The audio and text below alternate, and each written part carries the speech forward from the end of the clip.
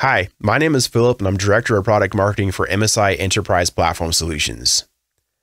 Today we're going to take a look at a new server product we're bringing to market later this year called the S2301. We'll go through the product specifications, we'll take a look inside the chassis, we'll see how this all relates to the CXL memory fabric form, and then we'll talk about some product availability. But first, let's begin with a brief introduction to MSI Computer Corporation. MSI has been a leading provider of computer hardware since the 1980s and remains prominent in the computer industry to this day. Some of you may be watching this on an MSI laptop or through an MSI graphics card right now. MSI Enterprise Platform Solutions is a business unit of MSI which is focused on designing and manufacturing server platforms for the broad data center markets.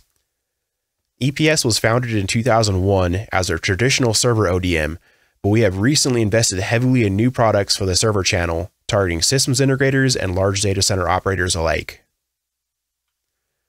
I'd like to briefly explain what CXL memory expansion is and what it does. There are several types of CXL memory, and for the purposes of this discussion, memory pooling and sharing are outside of the scope and we are focused on CXL memory expansion. Consider the following.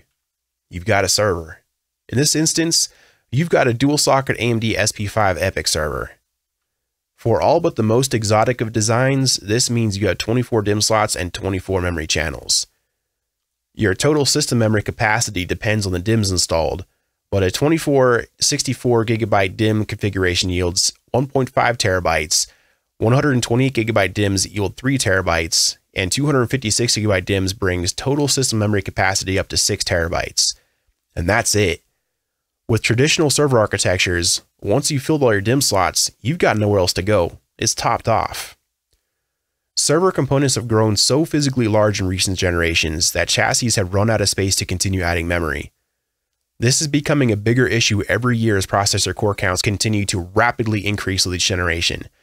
But unfortunately, the width of a standard server chassis isn't getting any wider. CXL memory expansion technology allows us to break free from this limitation by placing DRAM on the PCI Express bus using CXL protocols. With each CXL memory expansion module added to a system, we get to add both capacity and bandwidth at the same time, allowing system designers to keep up with per-core memory requirements for generations to come. A dual-socket EPYC SP5 server platform with 24 memory channels can add about 33% more bandwidth and as much as 4 terabytes of additional RAM to main system memory with the use of CXL memory expansion technology. If your application is hurting for memory bandwidth or capacity, then CXL memory expansion could be your answer. CXL is not a physical specification and can come in any shape and form factor. There are some CXL memory expansion modules which live in PCI Express slots, but the first memory expansion modules to come to market will be in the E3.S-2T form factor with a PCI Express 5.0 link. Not to be confused with an NVMe SSD, these modules are comprised of CXL memory controllers and DRAM, not NAND and an NVMe interface. Let's take a look at our S2301 server platform. The S2301 is a 2U server platform with 2 AMD SP5 EPYC sockets supporting next-generation EPYC 9000 series processors. In the heart of the chassis are 24 DIMM slots supporting up to 256 GB per DIMM, and at the rear are 2 double-wide, full-height, half-length PCI Express 5.0x16 slots. In the center of a chassis are a row of 60mm fans which blow air directly into extended volume air cooler CPU heatsinks, allowing the S2301 to support the full SKU stack of current and future AMD EPYC SP5 processors. The front of the server is where the CXL magic happens. The right side of the chassis houses a backplane for 4 of the E3.S-2T CXL memory expansion modules showcased earlier, and are directly connected to CPU 0. The left side of the chassis houses another 4 CXL memory expansion modules for CPU 1. In the center of the chassis lives 8 PCI Express 5.0x4 E3.S-1T NVMe SSD bays for local storage. At the rear of the chassis, we see 2 double-wide, full-height, half-length PCI Express 5.0x16 expansion slots. Below that is a PCI Express 5.0x16 OCP3 mezzanine for high-speed networking connectivity. Server management is handled by a dedicated Ethernet port connected to the server's AST2600 BMC. Low-speed in-band management functions can be handled with a pair of onboard 1000 base T gigabit Ethernet ports.